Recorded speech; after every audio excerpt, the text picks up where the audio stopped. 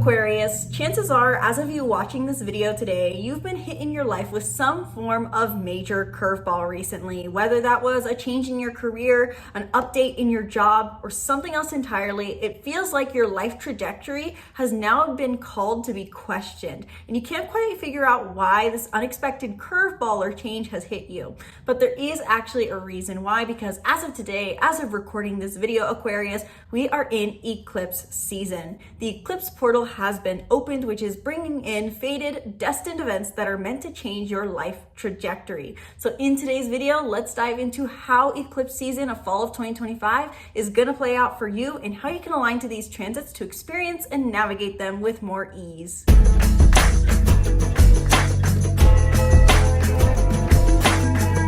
Hello, my Aquarius sun, moon, and risings, and welcome back to the channel. I'm Isabel, your spiritual rebel friend, and today we are talking about how eclipse season is going to play out for you in fall of 2025. In today's video specifically, I'm going to cover the lunar eclipse that's happening in Pisces, the solar eclipse that's taking place in Virgo, the other planets that are influencing these two eclipses, and advice for you Aquarians to navigate this eclipse season. Specifically, some practical tips / contemplation prompts that you should take into account as we enter this very intense period of time, which is mainly taking place in September, hence why I've labeled this video your September horoscope, but also accounts for the 2 weeks at the end of August and the 2 weeks at the beginning of October. So really this is a month and a half long period that can be extremely challenging, eye-opening, but nonetheless beneficial and positive for us, as it is the universe pulling the strings of fate to align us on our path. And we'll talk more about that throughout this video with eclipse season, what it brings up. But before we dive in, before we get any further into your horoscope, reminder that this video applies to you if you have an Aquarius sun, moon, and or an Aquarius rising. However, this video applies to you only for your Aquarius sun, moon, and or rising, meaning that it will resonate for that one placement in your chart, but you have a whole unique birth chart that affects how this eclipse season is going to play out for you. So Aquarius sun, moon, and rising, if you're wanting to get your full in-depth horoscope and guide to this eclipse season ahead to understand what is likely going to be coming your way and what you are uniquely being invited to do based off of your unique life story and your unique purpose, then I invite you to book a reading down in the description box below, where in 1 hour we can go deep into your birth chart and how it's being affected this upcoming eclipse season, and how you can use this as a tool for self-reflection, spiritual growth, and also, simply put, to gain what it is you want in life. So if you're looking for advice, if you're looking for guidance, if you even have the hint of confusion or a hint of confusion in any area of your life, readings are meant for you. The sky is the limit with these readings. Learn more in the description box down below. And with that spiel out of the way, Aquarius, let's dive into your horoscope for September of 2025. Starting off with the first eclipse we will feel on September 7th, we have a lunar eclipse happening in the sign of Pisces. So a lunar eclipse is, simply put, a full moon, but times the energy by 10.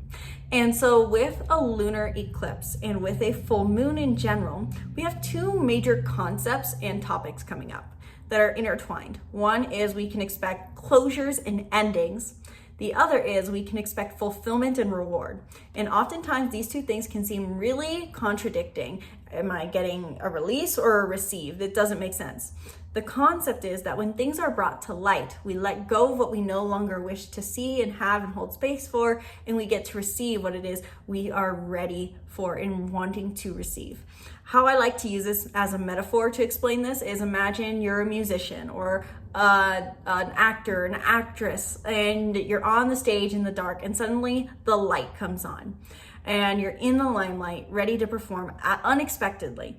Do you want to be holding your phone? Do you want to be wearing that jacket that is really just not for the role or just really dirty? What do you not want to be holding? You don't want to be holding an empty coffee cup. You throw it off the stage and you're ready to perform your act. So an eclipse, a lunar eclipse, and a full moon in particular bring up this energy of, it is our time to receive. It is our time to let in. But is there anything that we don't want to hold on to anymore? Is there any baggage taking up space? That is where we release. So with a lunar eclipse in Pisces, Aquarius, What you can expect with a lunar eclipse happening on the 7th is faded releases, faded culminations, faded endings, meaning there may be some form of major release happening in your life. Something is being outdated and let go of.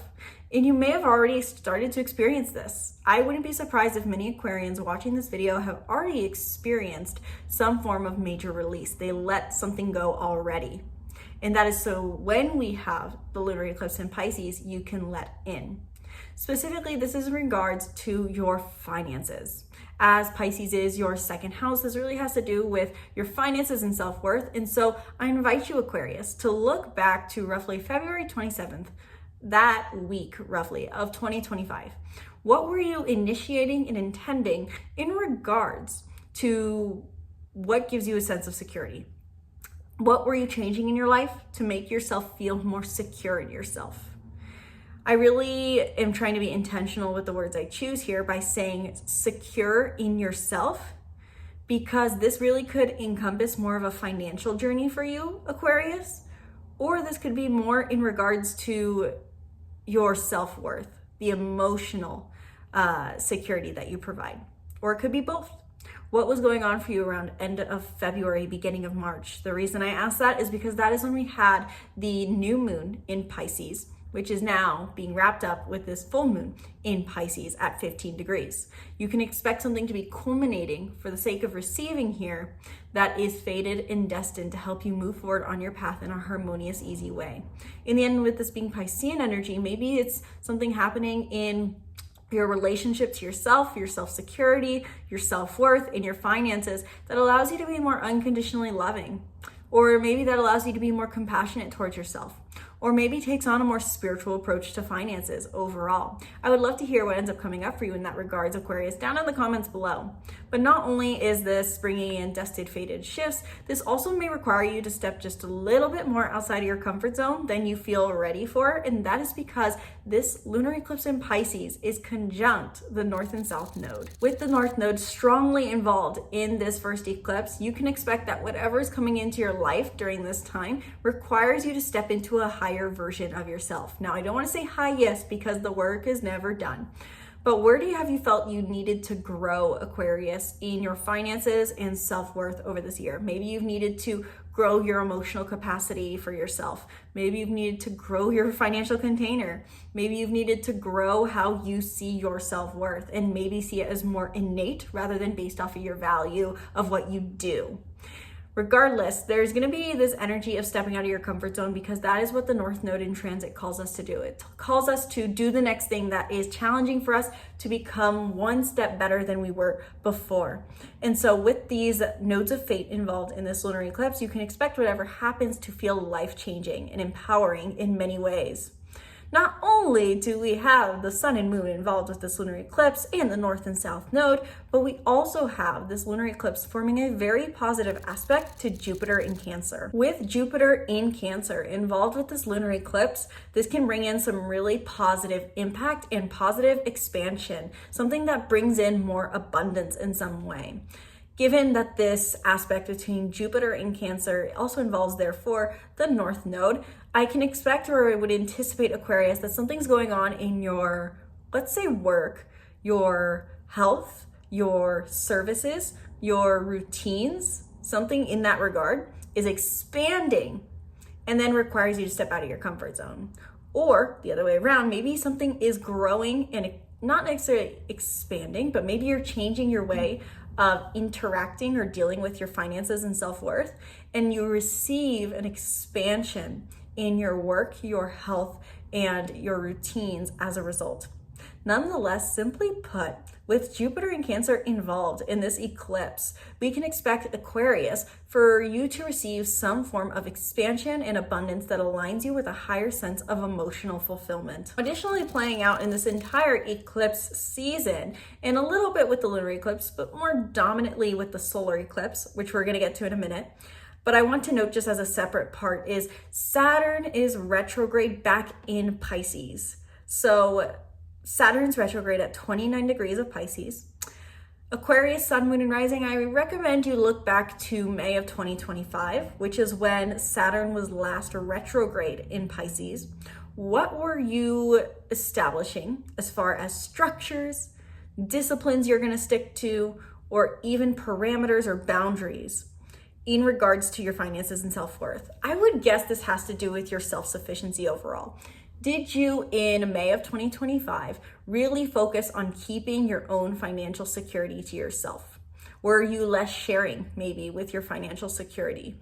Were you saying no to financial help from others more? What was it you were doing, just simply put, to establish more structure in your finances and self-worth, in your self-sufficiency overall, in self-security overall? Reason I ask this is because when Saturn retrogrades back into Pisces on the 1st of the month, you can expect to feel some form of wanting to revisit that old modality of structure.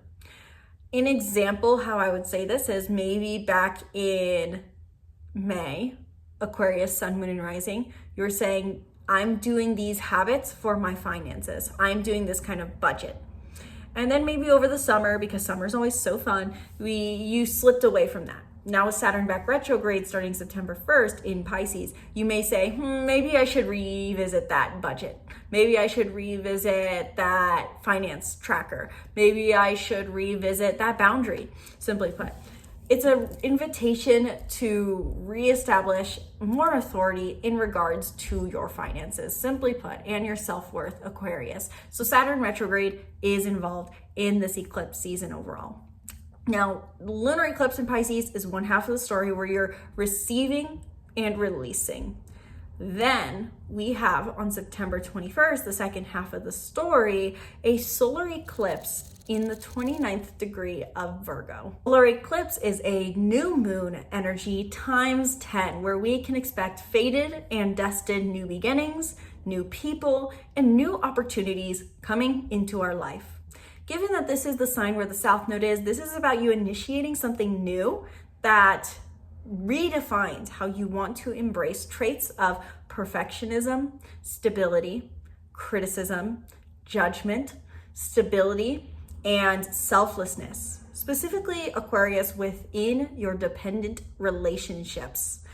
So, to break that down, on the new moon solar eclipse in Virgo, Aquarius, you can expect some form of fated new beginning in your intimate relationships, meaning how you interact with people in codependent ways, the people who are codependent on you, and the level of feeling of vulnerability and closeness you gain from these connections. Two potential storylines that could play out for my Aquarius Sun, Moon, and Risings during the solar eclipse is either as you near the solar eclipse, having this mental realization around who you want to be going forward in your intimate relationship, saying, this is the kind of person I want to be to a romantic partner. This is the kind of person I want to be to my parent who's asking me to be financially dependent on them or is dependent on me. This is how I'm going to set boundaries and feel fulfilled in my relationships where something is shared and deep. You're saying the mental intention. Or second story could be Aquarius, Sun, Moon, and Rising, which I wouldn't be surprised actually if it is more relevant, is you are having a change in your intimate relationships that cultivates greater intimacy. This could be some sort of merging of finances, merging of lives. I could see that many Aquarius, Sun, Moon, and Risings, maybe around just one storyline, maybe around the lunar eclipse in Virgo back around March 14th, you ended some form of intimate relationship that was dependent on one another. And now with the solar eclipse in Virgo, you have in that time brought in a new relationship that is now kicking off and becoming healthily dependent once again. Because in the end, the 8th house reminds us that some level of dependency can be healthy. Dependency meaning sharing finances, sharing emotions, sharing physicality, sharing emotions, and I think I said emotions twice, sharing mental energy, sharing thoughts, sharing space. Overall. So point being, the solar eclipse in Virgo on the 21st, Aquarius invites you to initiate something new in regards to how you connect deeply with others and how you feel that there's healthy boundaries between you and another. So this could be a mental realization or a physical new beginning. Whatever it is, it's probably going to feel very finite and final or finite, not finite, no. It's gonna feel very final and conclusive because this is at 29 degrees. 29 degrees is the final degree of each zodiac sign. 29 then becomes 0. There's actually no 30th degree. And so with that in mind, this can feel like whatever you're intending feels like, and that is that. This is what I'm doing. There could be then maybe an aura of commitment, either commitment to yourself, commitment to a habit, or a commitment to a person during this time. A lot of different things that could be going on here for you, Aquarius, Sun, Moon, and Rising, but nonetheless, this is something that is new to initiate a new beginning with how you find fulfillment in intimate, dependent relationships that surrenders the need or feeling of being judgmental or critical and letting in a level of healthy service to one another. With that all in mind, Aquarius, Sun, Moon, and Rising, what do I recommend or advise for this month plus period ahead? In the end, I think I'd really ask yourself, or I invite you to ask yourself 2 major questions, Aquarius, Sun, Moon, and Rising. One, which is, what have I learned over this year so far, self-sufficiency really meaning? What does it mean to be self-sufficient to you? Is it to feel emotionally independent? Is it to be financially independent? Is it to feel like you can control your expectations? What does self-sufficiency mean to you? And how does it serve you? How have you noticed that being self-sufficient in some manner allows you to more deeply connect with others? And secondarily, how have you redefined what you want from an intimate, codependent relationship? I think for many Aquarians, intuitively, this has to do with the more romantic side of things, but this could be about a financially dependent business partner or parent, where one of you is dependent on the other and you're learning to set boundaries here. Or maybe this is about a friendship. There's something, a relationship that is dependent is the best way to summarize for all my different unique Aquarius, Sun, Moon, and Risings out there. What have you learned makes you feel healthy, thriving, and fulfilled in these dependent relationships? What are the requirements? What would your ideal win be in these relationships? And overall, ask yourself, how can I open myself up to receive a level of self-sufficiency and self-security unlike ever before? Because I do think that is something that is really coming in for many Aquarians during this time. So Aquarius, Sun, Moon, and Rising, let me know down in the comments below, what is your Aquarius placement? Did this video resonate for you? Have you experienced some form of major curveball in your life? And are you ready for what the universe has in store for you with this eclipse season? Let me know your thoughts down in the comments below, and be sure to subscribe to the YouTube channel and stay tuned for more videos breaking down the stars and more. Again, Aquarius, if you want to go deeper into exactly what to expect during this eclipse season, then I invite you to book a reading down in the description box below, where in 1 hour or half an hour, we can go deep into what you can anticipate in this month-long plus period ahead and how you are being uniquely and divinely called towards your highest purpose and highest level of fulfillment. So learn more about readings down in the description box below. Please drop a comment down below or send me a message if you have any other questions. I do have a contact form on my website where people can reach me in case you do not know. Thank you guys so much for watching this video. I sincerely hope you enjoyed. Once again, my name's Isabel, and from my heart to yours, namaste.